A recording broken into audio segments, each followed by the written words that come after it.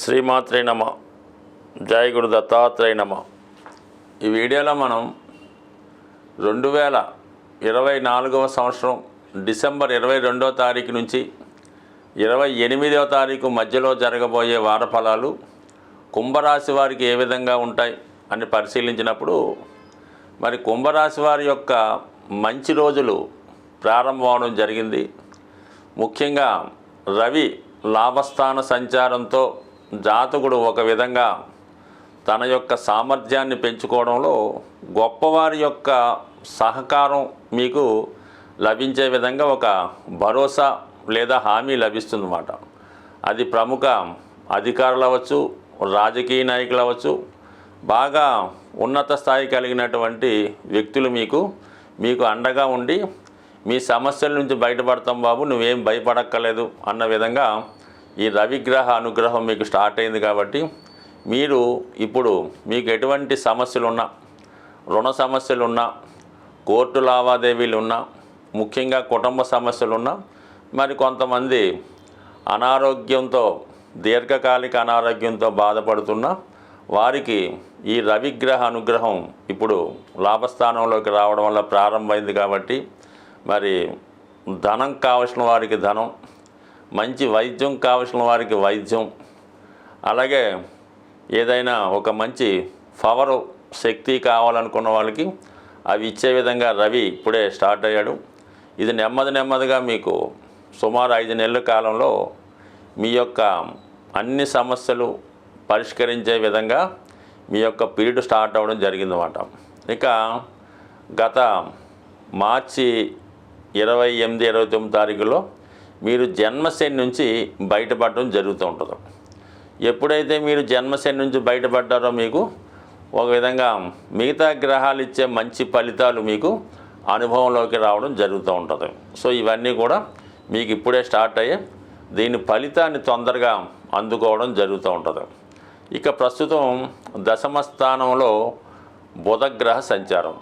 ఇది ఏమవుతుందంటే ప్రస్తుతం మీ వృత్తి కార్యకలాపాల్లో మార్పుకి అవకాశం ఉంటుంది. మీరు ఏదైనా ప్రయత్నం చేసి వేరే వృత్తిలోకి వెళ్దామనుకున్నా ఖచ్చితంగా వెళ్ళే విధంగా సహకరిస్తాయి.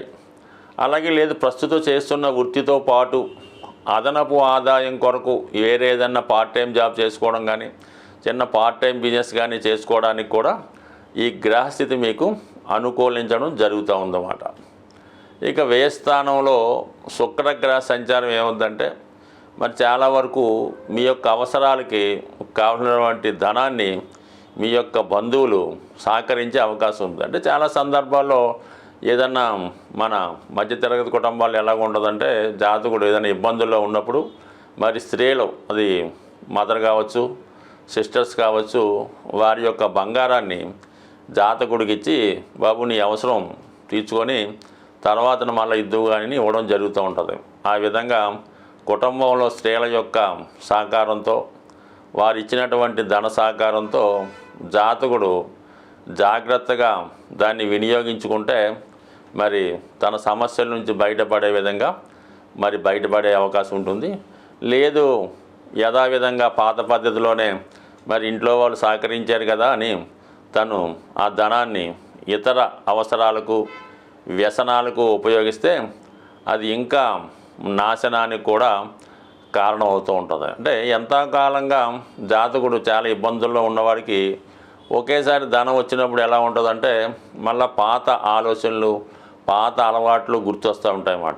సో అందువల్ల ఏంటంటే మరి సుమారుగా మీరు విద్యార్థి దశలో ఉన్నా, మంచి మధ్య వయసులో ఉన్నా ఖచ్చితంగా మీరు మళ్ళీ పాత రోజులకి వెళ్లకుండా కొత్తగా మీ జీవితాన్ని ప్రారంభిస్తే కంపల్సరిగా అతి తొందరలో ప్రస్తుతం ఉన్న అన్ని సమస్యల నుంచి బయటపడతారు.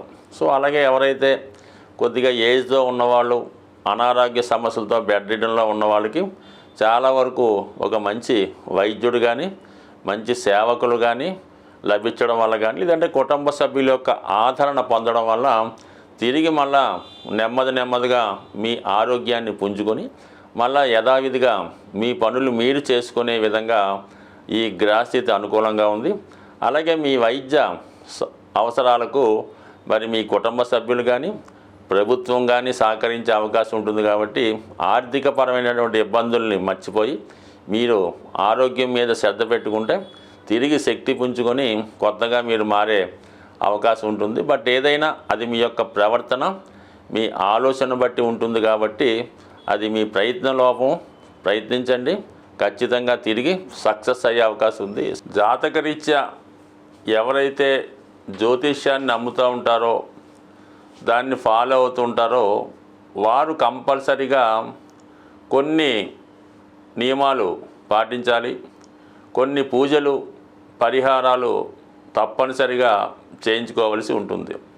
మరి సాధారణంగా ప్రతి సంవత్సరం 1-2 సార్లు మాత్రమే వచ్చే శని త్రయోదశి, మరి ఈ వారంలో మనకి వారం చివరిలో డిసెంబర్ 28వ తారీఖున శని త్రయోదశి అనే పర్వదినం రాబోతుంది. మరి ఆ రోజు అంటే కేవలం శని భగవానుండి ఏలినాటి శని, అష్టమ శని ఉన్నవారే కాకుండా మిగతా వారు కూడా ఎలా ఉంటుందంటే చాలా వరకు ఎవరో ఒకరికి శని మహాదశ, శని అంతర్దశ, విదశ, లేదంటే ఇంకొక విధంగా మరి శని గోచారీత్యా అనుకూలంగా లేకపోవడం, ఇవన్నీ ఏదో రంగా జరుగుతుంటాయి. అలాగే శాశ్వతంగా ఎక్కువ రోజులు పడే ఇబ్బందులకు కూడా శని కారణం అవుతూ ఉంటాడు. అంటే ఒక వ్యాధి మీకు వచ్చి చాలా కాలంగా పట్టి పీడిస్తున్నా, లేదంటే ఒక రుణం ఒకరి దగ్గర మీరు అప్పు తీసుకుంటే అది ఎంత కష్టపడ్డా దాన్ని తీర్చలేకపోతుంటారు. అంటే దీర్ఘకాలికంగా ఉన్నటువంటి రుణాల నుంచి బయటపడాలన్నా, అలాగే ఒక వ్యసనం చాలా వరకు మనిషిని పట్టి పీడిస్తూ ఉంటుంది. అది పాన్ అవ్వచ్చు, లేదంటే మందు తాగొచ్చు, ఇంకోటి అవ్వచ్చు, కార్డ్స్ అనొచ్చు అనుకోండి. అంటే ఏదైనా మనల్ని వదిలి వెళ్ళడానికి ఇష్టపడదో అటువంటివన్నీ కూడా శని ప్రభావం చేత వచ్చినవే. సో అందువలన ఏంటంటే చాలా వరకు మనుషుల్లో ఉన్నటువంటి ఒక బద్ధకం, అశ్రద్ధ, పోస్ట్పోన్ మెంటాలిటీ, పని చెప్తే ఇసుక్కోడు, ఇవన్నీ కూడా శని యొక్క ప్రభావం చేత ఉన్నవే. మరి ముఖ్యంగా విద్యార్థులు కూడా చదివింది మర్చిపోతున్నారు అన్నా కూడా దానికి ఈ శని భగవానుడే కారణం అవుతుంటాడు. కాబట్టి అంటే మనం వాళ్ళు వీళ్ళు అనుకోకుండా ప్రతి ఒక్కరూ కూడా ఈ శని త్రయోదశి నాడు విధి విధానంగా శని భగవాన్ని పూజించుకోవడం వల్ల మీ యొక్క సమస్యల నుంచి బయటపడే అవకాశం ఉంది. అంటే శని భగవాన్ని పూజించామంటే మామూలుగా నవగ్రహాలు ఉన్న దేవాలయానికి వెళ్ళి అక్కడ అమ్ముతున్నటువంటి ఏదో ఆయిలో నువ్వులో కొని ఆ శని భగవాన్ మీద శుభ్రంగా పోసేసి రావడం జరుగుతూ ఉంటుంది. ఆ విధంగా చేయడం వలన శనిగ్రహం యొక్క ఆగ్రహానికి పాత్రులయ్యే అవకాశం ఉంది. అంటే ఏదైనా ఒక అభిషేకం చేద్దాం అనుకున్నప్పుడు ముందుగా ఆ విగ్రహాన్ని శుభ్రంగా మంచినీటితో స్నానం చేయించి, దాని తర్వాత తైలంతో అభిషేకం చేసి, దాని తర్వాత మళ్ళా మీరు శుభ్రమైన వాటర్తో పరిశుభ్రంగా కడిగి మంచి వస్త్రాన్ని ఆ విగ్రహానికి ధరింపజేసి నైవేద్యం అది పెట్టి పూజించినప్పుడు మాత్రమే అది అభిషేకంగా మీకు వర్తిస్తుంది. తప్ప ఎవరో ఒకరు పూజ చేస్తుంటారు, ఇంకోటి వచ్చి దాని మీద నువ్వులు వేసేస్తుంటాడు, ఇంకోటి వచ్చి ఆయిల్ పోసేస్తుంటాడు. అంటే ఆ శని భగవానుడు ఆ సమయంలో ఏదో పనిలో బిజీగా ఉంటాడు.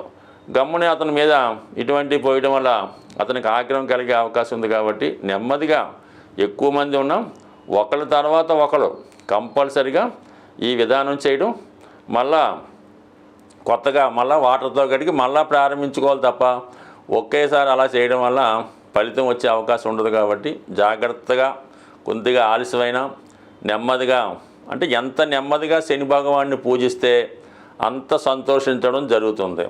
మీరు ఎంత తొందరగా పూర్తి చేస్తే అంత ఆగ్రహానికి గురవడం జరుగుతుంది. చెయ్యకపోయినా పర్లేదు, కానీ ఇలాగ అవమానకరంగా చేయడం వల్ల ఇబ్బందులు వస్తాయి.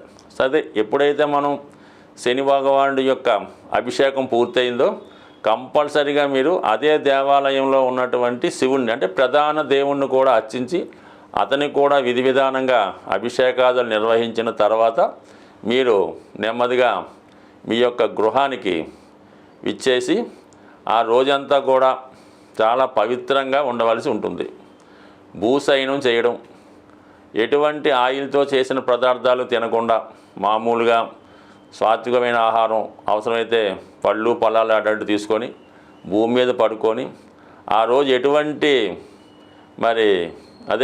రాత్రిపూట కూడా కిందే పడుకొని అన్ని సుఖాలకి దూరంగా ఉండి మళ్ళా ఆ మన్నాడు ఉదయం లెగిసి శుభ్రంగా స్నానం చేసి సూర్యభగవానుని ఆదివారం సాధారణంగా అవుతుంది కాబట్టి ఆ రోజు సూర్యభగవాన్ని కూడా చక్కగా సూర్య నమస్కారం చేసుకొని ఆదివారం కూడా మీరు 100% ఈ నియమంగా ఉంటూ ఎటువంటి మాంసం మద్యం ఇలాంటి దూరంగా ఉంటూ చేయడం వల్ల మీరు చేసి చూడండి. మీ జీవితంలో అద్భుతం అన్నది 100% అతి తొందరగా ఫలితాన్ని ఇచ్చేవాడు శని భగవానుడే. అయితే మీరు చేసుకునే దాన్ని బట్టి తన ఫలితం ఇవ్వడం జరుగుతుంటుంది. అందరూ ఆలస్యం అంటుంటారు.